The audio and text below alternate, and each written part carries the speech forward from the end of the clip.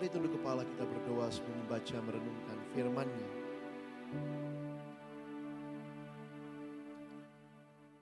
Kami datang dalam ucapan syukur di hari perhentian yang Kau berikan kepada kami. Terima kasih Tuhan, karena sungguh Kau baik dan menyatakan kebaikan-Mu di dalam hidup kami. Kami telah memuji memuliakan nama-Mu, menaikkan doa kami kepadamu. Tiba waktunya bagi kami untuk membuka firman-Mu ya Tuhan. Kami mohon waktu kami akan membuka firman-Mu, bukalah juga hati kami. Jadikanlah hati kami seperti tanah yang baik, supaya ketika benih firman-Mu ditaburkan, boleh sungguh-sungguh berakar, bertumbuh, dan juga berbuah nyata di dalam hidup kami. Berkati hamba-Mu yang menyampaikan, semua kami yang mendengar, Tuhan tolong.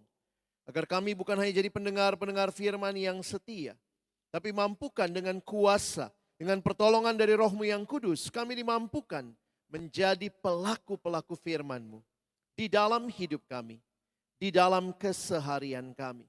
Bersabdalah ya Tuhan, kami umat-Mu sedia mendengarnya. Di dalam satu nama yang kudus, nama yang berkuasa, nama Tuhan kami Yesus Kristus, Sang Firman yang hidup, kami menyerahkan pemberitaan firman-Mu. Amin. Silakan duduk. Shalom. Selamat pagi Bapak Ibu Saudara yang dikasihi Tuhan. Bersyukur kesempatan ibadah bukan sekadar sebuah rutinitas.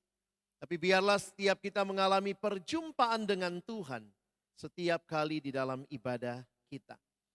Bapak Ibu Saudara yang dikasihi Tuhan, rasanya belum terlambat ya menyampaikan selamat Natal, selamat tahun baru. Ini tahun 2025, belum apa-apa udah PPN 12%. Gitu ya. Oh saudara bilang, wah saya nggak punya private jet, nggak punya kapal mewah, tapi cabai udah naik loh ya Bapak Ibu Saudara ya.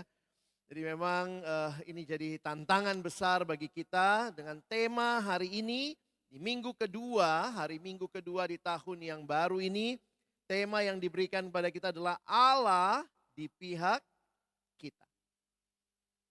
Saudara, Allah di pihak kita. Kenyataannya, apakah saudara pernah mengalami ketakutan? Ya, saya coba bisa tolong di next dulu, dibantu. Oke, ya. Sebentar, kita lihat slide-nya dulu. Oke. Jadi pertanyaan saya mengawali khotbah ini, apakah Anda pernah merasa bahwa masalah dunia ini terlalu besar untuk dihadapi? Dan itulah seringkali yang menjadi pergumulan kehidupan kita. Kenapa? Karena hidup selalu ada pergumulan, saudara ya. Nah, kita akan membaca Alkitab sama-sama dalam 1 Samuel 17. Dan kita akan melihat bagaimana umat Allah menghadapi sebuah masalah yang secara harfiah ini sangat besar. Ya, kita tahu umat Israel di dalam masa ketika mereka hidup sebagai umat Allah, ada banyak yang menjadi musuh mereka. Salah satunya orang Filistin. Ya, yuk kita baca sama-sama. Saya ajak saudara membuka 1 Samuel 17. Kita akan membaca ayat 40 sampai ayat 51. Oke. Nah Bapak Ibu Saudara, saya akan membaca ayat yang ke-40. Bapak Ibu Saudara baca ayat yang ke-41. Kita bergantian sampai ayat 51. Oke. Bisa ikuti di layar, saya harap kita bisa membacanya dengan lantang. Saya mulai. Lalu Daud mengambil tongkatnya di tangannya, dipilihnya dari dasar sungai 5 batu yang licin dan ditaruhnya dalam kantung gembala yang dibawanya, yakni tempat batu-batu. Sedang umbannya dipegangnya di tangannya, demikianlah ia mendekati orang Filistin itu.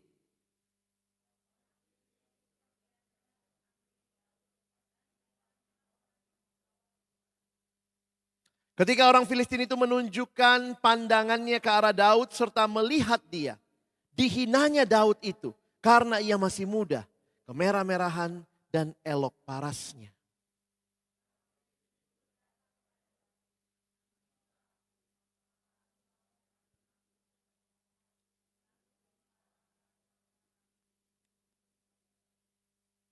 Pula orang Filistin itu berkata kepada Daud, hadapilah aku, Maka aku akan memberikan dagingmu kepada burung-burung di udara dan kepada binatang-binatang di padang.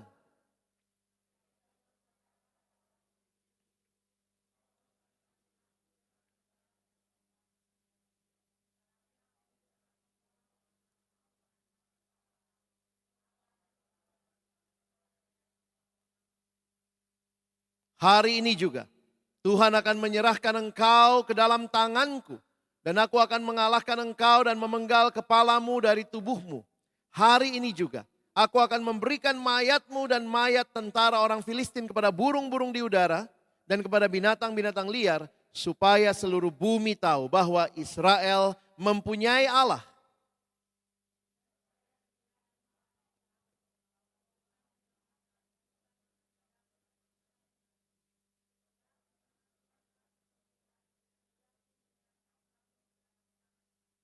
Ketika orang Filistin itu bergerak maju untuk menemui Daud, maka segeralah Daud berlari ke barisan musuh untuk menemui orang Filistin itu.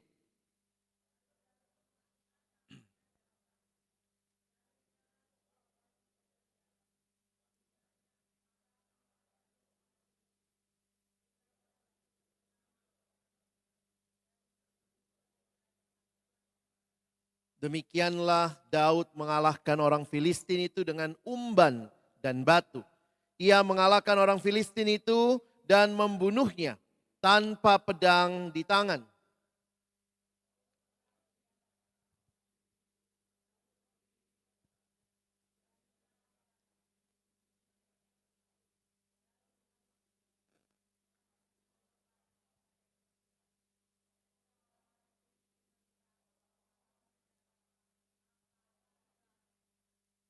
Sedemikian jauh pembacaan firman Tuhan, berbahagialah kita yang bukan hanya membacanya, tetapi juga merenungkannya, melakukannya dalam hidup kita dan bahkan membagikannya. Saudara yang dikasihi Tuhan, kalau kita rajin sekolah minggu, tentu kisah Daud ini bukan hal yang baru ya. Ini pada tamat sekolah minggu enggak ya? Nah, bahkan ada yang mungkin mengajar sekolah minggu dan juga kita mengenal tokoh Daud. Dan kita tahu juga lawannya Goliat itu salah satu cerita yang terkenal di Alkitab. Kalau saudara melihat kisah ini, biasanya saudara akan melihat diri saudara sebagai yang mana? Coba kalau kita misalnya baca kisah tentang Daud ini, saudara akan dalam cerita tadi, saudara siapa kira-kira? Daudnya, bukan Goliat? Enggak ya? Daud ya saudara ya. Tapi saya mau ajak kita melihat karena ada satu buku yang saya baca. Seorang pendeta bernama Timothy Keller mengatakan perhatikan baik-baik. Sebenarnya kalau kita lihat baik-baik kita bukan Daud. Bingung kali ya, hah? Bukan Daud, lalu siapa? Batu, bukan ya. Siapakah kita? Karena kalau saudara fokus sama Daud, saudara bisa jadi akhirnya melihat hal yang berbeda karena fokus waktu lihat hidup kita sama lebih tepat dikaitkan dengan umat Allah yang ketakutan. Saya ajak kita lihat sebentar ya. Kenapa demikian? Karena waktu saudara dan saya belajar kisah di Alkitab, ini bukan sekadar kisahnya manusia, tetapi inilah kisah Allah. Kisah Daud dan Goliat bukan sekadar cerita keberanian seorang Daud, tetapi kita melihat gambaran pola kisah keselamatan Allah. Dan kalau bicara keselamatan Allah itu berarti Allah di pihak kita. Karena Allah menyelamatkan kita. Allah menyelamatkan umatnya melalui kelemahan untuk menunjukkan kuasanya. Nah, mari saudara saya ajak kita lihat sebentar. Ini yang ngajar sekolah minggu jadi bingung dong. Loh, lalu nanti kita mesti ngajarinnya gimana? Kamu harus jadi kayak Daud. Nah, saudara nanti lihat sama-sama ya. Ada 3 bagian besar yang saya ajak saudara pikirkan pagi ini. Yang pertama, ketidakmampuan Israel melawan raksasa, yaitu Goliat. Yang kedua, kemenangan melalui kelemahan. Itu kita lihat nanti ayat 48, 49. Nanti saudara kalau mau lihat di Alkitab saudara. Dan kemenangan yang mengubah segalanya. Nah ini jadi menarik untuk kita perhatikan sama-sama. Kenapa saya katakan waktu saudara melihat kisah ini, saudara perhatikan kita itu lebih mirip seperti umat Israel yang ketakutan karena ada musuh Filistin. Dan gambaran itu dituliskan dengan jelas. Ada satu ayat yang mengatakan mereka umat Allah sangat ketakutan. Mari saudara lihat yang pertama dulu ya. Realitanya karena Israel ketakutan, mereka tidak dapat melawan Goliat. Mereka penuh dengan ketakutan. Dan menariknya, mereka butuh pengganti untuk melawan Goliat. Dan disinilah saudara lihat, Daud itu muncul sebagai jawaban Allah dalam kelemahan. Kenapa? Karena Daud hanya melawan mereka dikatakan tidak dengan pedang. Saudara mari lihat dulu ya, kalau mau perang mesti tahu musuhnya ya. Nah kalau saudara perhatikan, Goliat ini siapa? Biasa dikatakan giants ya. Mengapa? Saudara coba kita baca sama-sama ya. Deskripsi tentang Goliat. Mari kita baca. Saya ajak kita baca 1 Samuel 17 ayat 4 sampai 7. Laki-laki baca ayat 4, perempuan baca ayat 5, kita bergantian sampai ayat 7 ya. Laki-laki mulai. Lalu tampillah keluar seorang pendekar dari tentara orang Filistin namanya Goliat dari Gat. Tingginya 6 hasta sejengkal.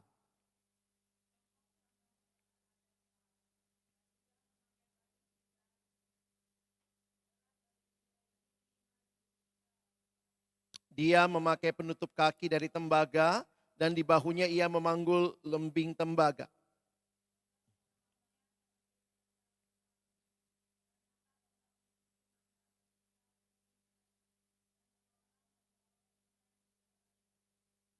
Saudara ini kalau baca begini ini berapa kilo sih ya? Ini berapa meter sih ya? Karena ini semua ukuran-ukuran yang dipakai masa itu. Nah kalau saudara ketemu yang seperti itu cari Alkitab bahasa sehari-hari ya. Nah ini Alkitab bahasa Indonesia sehari-hari. Tingginya si Goliat itu berapa? Kira-kira 3 meter. Itu manusia apa tiang listrik? Ya makanya dibilang dia raksasa gitu ya. 3 meter. Dia pakai topi tembaga dan baju perang tembaga yang berat bajunya kira-kira 57 kilogram. Ini mau perang atau mau nge-gym? Saudara ya. Lalu lihat lagi, gagang tombaknya sebesar kayu pada alat tenun dan mata tombaknya kira-kira 7 kilogram. Ada infografis yang saya pernah pakai begitu ya, sayangnya ini agak kecil terlihat ya. Tapi kalau dibandingkan dengan Daud, Daud itu waktu perhatikan dia masih muda, parasnya elok kemerah-merahan. Ya, gambaran yang diberikan tentang Daud dan apa yang diberikan tentang Goliat ini begitu berbeda. Dan perhatikan saudara apa yang terjadi. Goliat ini maju. Coba saudara lihat ceritanya. Pula kata orang Filistin itu, aku menantang hari ini barisan Israel. Berikanlah kepadaku seorang supaya kami berperang seorang lawan seorang. Jadi dia saking tingginya begitu ya, dia maju dia bilang, udah deh 1 lawan 1, ayo. Ketika Saul dan segenap orang Israel mendengar perkataan orang Filistin itu, maka cemaslah hati mereka dan sangat ketakutan. Kalau saudara baca lagi kisah ini, kita yang mana? Saudara dan saya bukan Daud sebenarnya. Kita lebih mirip orang Israel yang sangat ketakutan. Lalu Daud itu siapa? Gambaran apa? Nah kita lihat nanti sama-sama ya. Dan perhatikan saudara, ini nakut-nakutinnya bukan sekali. Kalau cuma datang sekali, lu maju ya 1 lawan 1. Ini dilakukan, coba lihat ayat berikutnya. Orang Filistin itu maju mendekat pada pagi hari dan petang hari. Bayangkan, pagi hari dia maju. Maju loh 1 lawan 1. Gak ada yang maju Israel. Sore datang lagi dia, maju loh 1 lawan 1. Berapa lama dia lakukan? 40 hari lamanya. Wow, itu benar kalimat Alkitab tadi. Mereka cemas hati dan sangat ketakutan. 40 hari itu sebulan lebih saudara ya. Ada yang didatangin debt collector? Sebulanan gitu saudara. Pagi datang, sore datang. Maju lo, bayar lo gitu ya. Wah. Dan ini realita yang menarik untuk kita perhatikan di tengah-tengah situasi seperti itulah. Kita lihat Tuhan kasih jalan keluar. Jadi kalau saudara dan saya memperhatikan ketidakmampuan Israel tidak mampu melawan. Ketidakmampuan Israel itulah ketidakmampuan kita. Seperti Israel, saudara dan saya juga tidak bisa lawan dosa. Dosa itu kan musuh terbesar kita. Dosa membawa maut. Kita membutuhkan pengganti dan Kristus yang datang di dalam kelemahan. Dan karena itu saudara dan saya sangat butuh Kristus. Saya membaca kisah ini dengan kacamata yang baru. Karena saya lihat, saya juga bukan Daud. Saya bukan seorang yang begitu kuat bisa menggantikan ketakutan. Saya lebih mirip orang Israel. Tapi Tuhan yang mengerti pergumulan ketakutan kita. Tuhan yang menyediakan kemenangan. Itu artinya Allah di pihak kita. Siapa yang Allah berikan? Bagi Israel dia kasih Daud. Daud menjatuhkan Goliat dengan senjata sederhana. Dan perhatikan kalimat-kalimat Daud. Dia bilang kami datang dalam nama Tuhan. Bukan dengan pedang, bukan dengan segala hal yang begitu kuat. Allah menunjukkan kuasanya melalui kelemahan. Dan kalau saudara perhatikan, Kristus menang melalui salib meskipun terlihat lemah. Jadi kalau lihat Daud, Daud lebih mirip siapa? Yesus. Tentu kita harus seperti Yesus.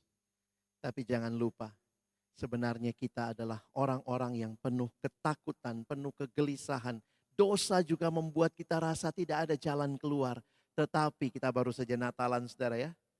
Allah memberikan anaknya bagi kita. Dan karena anak Allah menang, saudara dan saya mengalami kemenangan juga ya. Kalau dibandingkan ya Daud sama Goliat itu ya, ini semua infografis kalau saudara nanti bisa lihat, minta slide-nya ya. Jauh banget. Biasanya kalau saudara lihat orang mau main tinju, itu ada ya rekornya ya.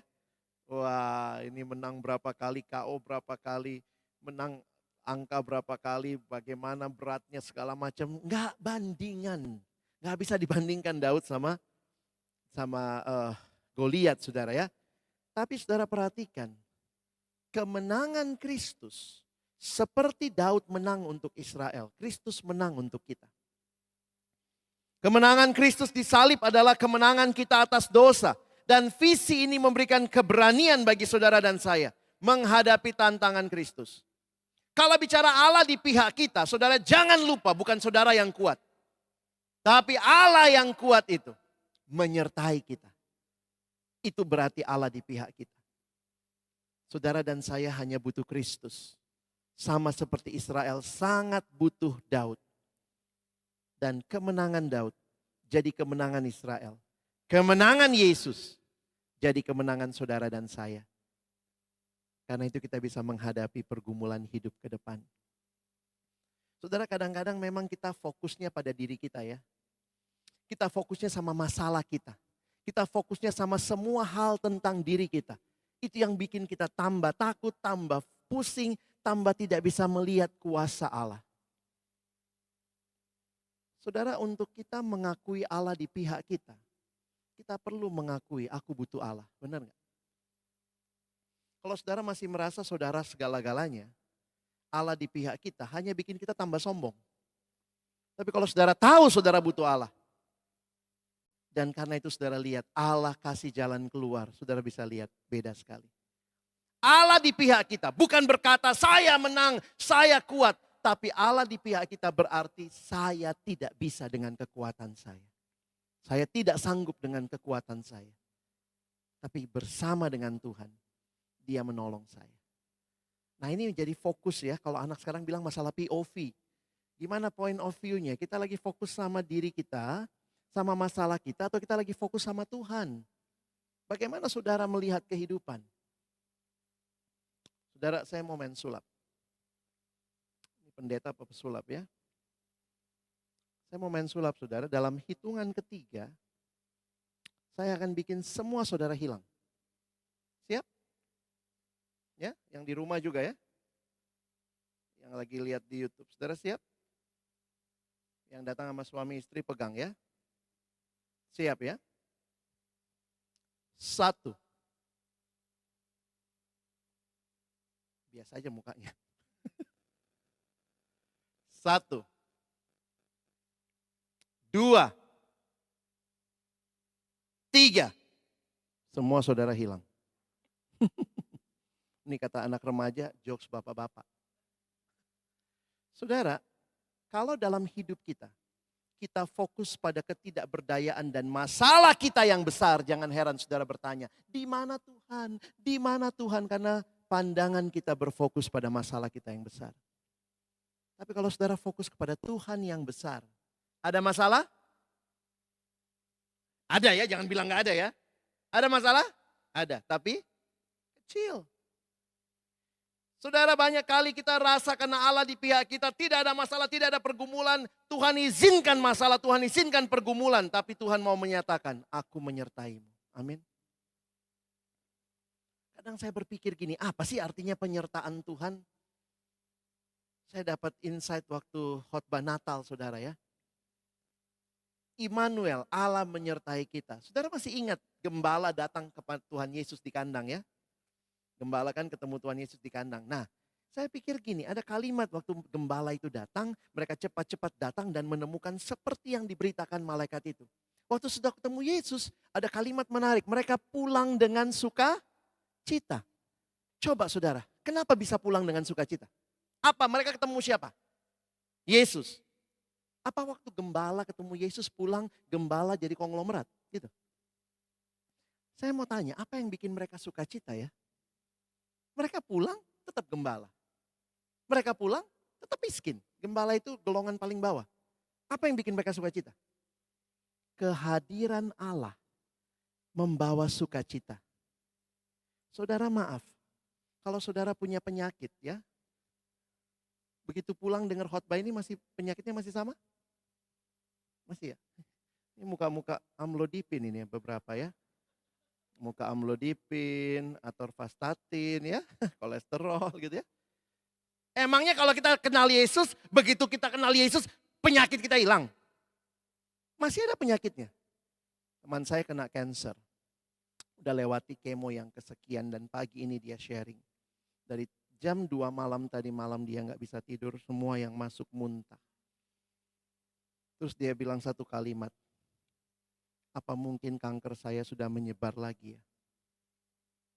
Lalu dia bilang di kalimat itu, tapi kalau saya pulang kepada Tuhan, saya akan melayani dia di dalam kekekalan. Tapi kalau Tuhan masih kasih hidup, saya akan pakai melayani dia. Penyakitnya tetap sama saudara. Tapi kehadiran Tuhan mengubah kosakata kehidupan saudara dan saya. Kosakata yang tadinya aduh kenapa aku begini, aduh aku begini. Waktu kita punya masalah hidup kadang-kadang gitu ya. Terus yang kita ratapi, aduh aku, masalahku. Tuhan kenapa kasih cancer, Tuhan kenapa begini, Tuhan kenapa begitu. Waktu kita alami kehadiran Tuhan, emangnya cancernya langsung hilang? Tidak. Cancernya mungkin Tuhan izinkan tetap. Tapi kalimat kita bukan lagi kalimat mengasihani diri. Tapi kalimat yang memuliakan Tuhan. Kalau Tuhan masih kasih hidup, saya akan berkarya. Saya akan berdoa bagi orang lain. Saya bisa jadi pendoa. Saya mungkin tidak bisa pelayanan seperti dulu. Pertanyaannya saudara, kehadiran Tuhan Allah di pihak kita itu bukan berarti semua yang kita mau terjadi. Itu namanya bukan Allah di pihak kita. Saudara jadi Allah. Semua yang saya mau jadi, semua yang saya mau jadi. Tidak. Bahkan dalam perenungan saya berpikir begini. Kalau Allah di pihak kita, tapi pertanyaannya, saudara di pihak Allah bukan? Allah memang di pihak kita, buktinya dia kasih anaknya. Israel alami ketakutan, dia kirim Daud. Dunia dalam dosa, Allah kirim Yesus. Jangan ragukan lagi Allah di pihak kita. Sudah jelas dari sejarah. Pertanyaannya, saudara di pihak Allah atau tidak? Jangan-jangan kita tidak sedang di pihak Allah. Kita sedang di pihak kita. Kita sedang fokus dengan hidup kita. Dengan segala hal yang kita mau. Nanti saya kasih contoh tentang hal itu ya. Sehingga kalau saudara perhatikan bagian terakhir. Kemenangan yang mengubah segalanya. Kemenangannya siapa saudara? Ya kemenangan yang dibawa oleh Daud itu jadi kemenangan seluruh Israel. Perhatikan juga, kemenangan Kristus di kayu salib adalah kemenangan kita atas dosa. Menarik ya, yang menang Yesus. Tapi kita karena percaya pada Yesus itu jadi kemenangan kita. Itu indahnya hidup Kristen. Allah di pihak kita itu bukan cuma teori, tapi pengalaman. Karena saya ada di dalam Kristus. Kemenangannya jadi kemenanganku. Itu teologi Kristen kita. Visi ini memberi keberanian menghadapi tantangan hidup. Kemenangan Daud adalah kemenangan bagi seluruh Israel. Kristus memberikan kemenangannya kepada semua yang percaya. Dan kita hidup dalam kepastian kemenangan melalui iman kepada Kristus. Saya kadang mikir, kenapa teman saya begitu berani ya menghadapi cancer? Karena dia tahu cerita akhirnya siapa yang menang? Yesus. Spoiler terbesar di abad ini ya, lebih daripada Netflix gitu ya. Spoilernya adalah Yesus menang. Walaupun mungkin sekarang pergumulan seolah-olah kita kalah, kita menderita. Tapi ingat, at the very end, Yesus menang. Allah di pihak kita sudah terbukti dalam sejarah. Daud itu bayangannya Kristus, ya. Jadi kalau saudara membaca kisah ini dengan baik, Pendeta Timothy Keller ingatkan, ingat Daud ini gambaran Kristus. Seperti Daud, Kristus pengganti kita yang sejati. Saudara ketakutan, Israel ketakutan, dikirim Daud. Daud dalam kelemahan mengalahkan Goliat, membuktikan Allah di pihak Israel. Saudara dan saya dalam dosa, Allah kirim Yesus. Dalam kelemahan dia mati di kayu salib, dia berikan nyawanya. Salib bagi dunia lambang kelemahan. Tapi di salib itu kita dapat kemenangan. Di salib Kristus menghancurkan musuh terbesar kita. Allah di pihak kita. Kita tidak bisa melawan raksasa dengan kekuatan kita sendiri. Saya tidak mau khotbah hanya seperti kasih motivasi. Saudara harus berani, positif, positif. Saudara, kamu dan saya tidak pernah mampu. Tapi lihat kepada Kristus. Khotbah Kristen bukan motivasi. Bukan khotbah motivator ya. Maka saudara, nanti kalau Daud kita ganti sama tokoh lain bagus juga saudara ya. Coba Daud ganti sama Wiro Sableng. Saudara harus seperti Wiro Sableng. Berani melawan. Ganti lagi sama apa? Pangeran Diponegoro. Semua tokoh punya keterbatasan dan kelemahan. Tapi waktu Kristus datang, kekuatan sejati ada dalam dia. Jadi Pendeta Timothy Keller bilang hati-hati mengkhotbahkan kisah-kisah pahlawan. Kadang-kadang kita sama anak sekolah minggu, lu mesti jadi Daud ya, lu mesti jadi berani ya. Lama-lama anak kita pikir dialah pahlawannya. Yang mesti kita ceritakan apa? Lu harus terima Yesus. Karena dia kemenangan sejati. Lu harus buka hati terima dia. Karena tanpa kekuatan dari Kristus, kita gak bisa apa-apa. Banyak orang khotbahkan kisah-kisah tokoh begini, bikin orang tambah sombong. Aku mesti berani, aku mesti ini, lupa. Aku tidak berdaya tanpa Yesus. Maaf yang guru sekolah minggu ya. Mungkin ceritanya harus diganti. Karena bukan kita tokoh utamanya, bukan Daud. Tapi Kristus. Allah menang melalui kelemahan. Melalui kematian Yesus di kayu salib, kemenangan Kristus diperhitungkan bagi kita yang percaya padanya. Dan kemenangan Kristus adalah kemenangan kita. Jadi kalau saya berkhotbah ke anak-anak, saya harus ingatkan, adik-adikku, kita itu lemah. Tapi kita kuat kalau kita ada di dalam Kristus. Itu teologianya Paulus. Paulus menggunakan istilah di dalam Kristus kurang lebih 64 kali dalam tulisannya. Teologia en Christo, di dalam Kristus. Jadi Paulus selalu mengingatkan Allah di pihak kita, tapi kita di pihak Allah enggak. Kalau kita di pihak Allah berarti kita harus ada di dalam Kristus. Maksudnya apa? Kalau dosen saya kasih ilustrasinya begini saudara ya. Jadi kalau ini adalah kita, manusia berdosa yang lemah. Tetapi waktu kita buka hati terima Yesus, ini Yesus ya. Sekarang kita ada di dalam Dia. Kita bersatu dengan Dia. Dan itulah kekuatan kita. Dalam kelemahan, tapi waktu kita bersatu dengan Dia, kita bisa menghadapi pergumulan kehidupan. Jadi bukan kitanya yang kuat. Saya nggak mau cuma khotbah, jadi kayak Daud, tambah kuat, supaya apa bisa mengalami. Terima Yesus, tidak ada cara lain. Buka hatimu. Jadikan Dia Tuhan dan Juru Selamatmu. Karena kekuatan hanya dalam Dia. Dan bukan hanya Dia sudah mati bagimu. Apakah engkau di pihak Dia? Buka hatimu, terima Dia. Kita bersatu dengan Kristus. Dan kalau kita bersatu dengan Kristus, janjinya itu bagi kita, saudara. Coba lihat ya, apa kalimat yang Paulus bilang. Yuk kita baca sama-sama. Kalau di dalam Kristus, 1, 2 ya. Siapakah yang akan memisahkan kita dari kasih Kristus? Penindasan, atau kesesakan, atau penganiayaan, atau kelaparan, atau ketelanjangan, atau bahaya, atau pedang? Seperti ada tertulis, oleh karena engkau kami ada dalam bahaya maut sepanjang hari. Kami telah dianggap sebagai domba-domba sembelihan. Selanjutnya, tetapi dalam semuanya itu, kita lebih daripada orang-orang yang menang oleh Dia yang telah mengasihi kita.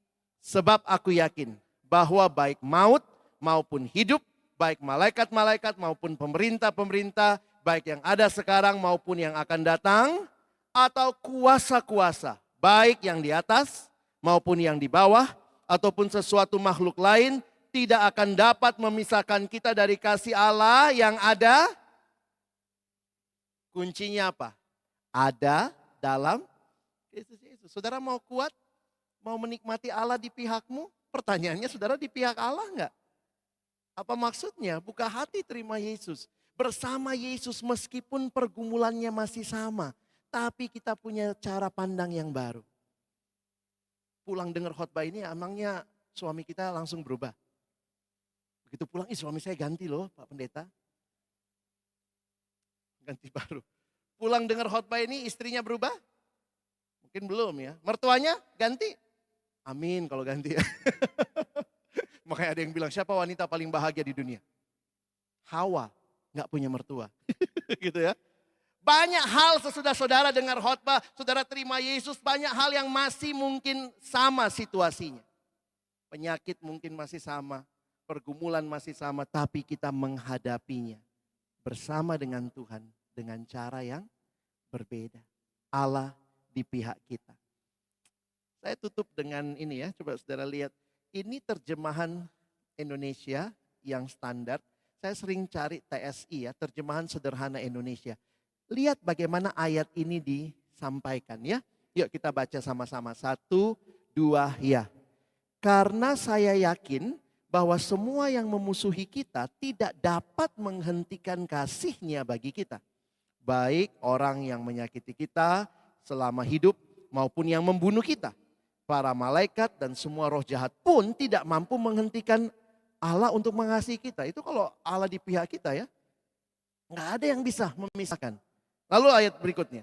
Maka kita tidak perlu takut lagi terhadap tuduhan atau ancaman. Baik pada zaman sekarang maupun yang akan datang. Atau dari semua penguasa kegelapan. Karena semua ciptaan Allah. Baik kuasa di langit yang paling tinggi. Maupun di bagian bumi yang paling rendah. Tidak dapat menghentikan kasih Allah kepada kita. Apa rahasianya? Sebab kita sudah bersatu dengan penguasa kita, Kristus Yesus. Itu namanya di dalam Kristus. Allah di pihak kita. Tapi sudahkah saudara di pihak Allah?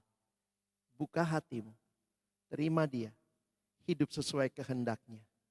Itu artinya Allah di pihak kita. Sehingga ayat tadi ya, jika Allah di pihak kita, kadang kita nyanyi ya, jika Allah di pihak kita, siapa dapat melawan? Tapi pertanyaannya, kita di pihak Allah enggak? Saya tutup dengan satu ilustrasi ya. Ini kejadian benar, saya dengar kesaksian seorang ibu dalam satu kebaktian.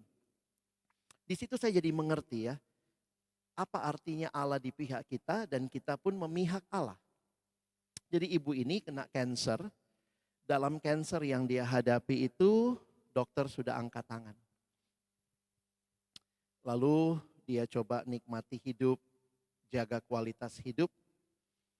Lalu kemudian saudaranya ketemu ada satu pengobatan di Jawa Tengah. Jadi saudaranya bilang, ayolah kita ke Jawa Tengah. Ini pengobatannya orang Kristen juga loh. Nanti pokoknya diterapi dengan baik segala macam. Nah dia ikuti, dia pergi ke Jawa Tengah. Sampai di sana dia cukup kaget karena pertama waktu dia datang, memang orang itu dia bilang pakai doa segala macam. Tapi dia dikasih satu kertas kecil ada mantra yang harus dia baca. Dia dikasih air yang harus dia minum, sudah didoakan katanya. Dia harus mandi, ada kembang. Akhirnya dia sadar ini bukan Kristen. Ini bukan cara Kristen. Lalu dia bilang sama saudaranya, kita pulang Jakarta. Saudaranya bilang apa? Ya biasa digoblok-goblokin ya. Lu bodoh amat sih. Udah jalanin aja, gak apa-apa, cobain aja, yang penting sembuh. Dia bilang enggak, ini bukan cara Kristen. Gak bisa. Akhirnya saudara, dia memutuskan pulang, digoblok-goblokin saudaranya. Dan waktu dia bersaksi, dia bilang begini, waktu itu saya cuma ingat, buat apa saya sembuh, tapi saya menyangkal Tuhan. Lebih baik saya tetap sakit, tapi beriman sama Tuhan. Puji Tuhan, Tuhan sembuhkan ibu ini ya dengan berbagai cara. Saya tidak tahu persis detail ceritanya. Tapi dia bisa bersaksi dan waktu itu kalimat itu berbekas bagi saya ya. Kadang-kadang kita pikir kalau Allah di pihak kita yang penting terserah saya lah. Mau caranya gimana yang penting Allah di pihak kita. Buktinya ini lihat dia gue dapat cuan banyak, gue dapat ini. Allah di pihak kita. Tapi pertanyaannya, saudara di pihak Allah enggak? Kalau saudara merasa, wah saya lagi kaya nih melalui korupsi. Oh Allah lagi di pihak saya, kalau saya banyak uang kan saya bisa bantu ini, bantu ini. Tapi caranya apakah sesuai dengan kehendak Allah? Nah itu pertanyaannya. Allah di pihak kita, tapi apakah kita di pihak Allah? Pertanyaan bagi kita hari ini. Maukah kita hidup mengandalkan Tuhan? Percaya sama Tuhan. Sehingga meskipun apa yang terjadi, belum banyak hal yang berubah, tapi kita telah berubah karena kita melihat Allah kita lebih besar dari pergumulan hidup kita. Selamat menjalani tahun 2025. Ingatlah Allah di pihak saudara, tapi tanyakan terus apakah saudara di pihak Allah. Amin. Mari berdoa. Tuhan terima kasih banyak untuk firman-Mu. Terima kasih untuk hidup yang boleh kami lihat dicurahkan di dalam Kristus Yesus Tuhan penebus kami. Kekuatan yang sejati bukan karena kami kuat, bukan karena kami mampu, bukan karena kami layak. Tapi karena sungguh Tuhan Engkau kuat. Dan di dalam Engkau saja ada kekuatan bagi kami. Karena itu tolonglah tahun ini bukan sekadar tahun yang kami jalani dengan kekuatan kami. Tapi benar-benar kami buka hati, terima Yesus, jadikan Engkau satu-satunya Tuhan dan Juru Selamat kekuatan dalam hidup kami. Melangkah maju di dalam kekuatan Tuhan. Terima kasih apapun pergumulan ke depan, ingatkan kami punya Tuhan yang jauh lebih besar dari semua pergumulan kami. Sehingga kami bisa melewati pergumulan itu dengan kekuatan Tuhan. Kami bersyukur untuk firman-Mu, tolong kami bukan cuma jadi pendengar, tapi jadi pelaku firman-Mu. Dalam nama Yesus kami berdoa. Amin.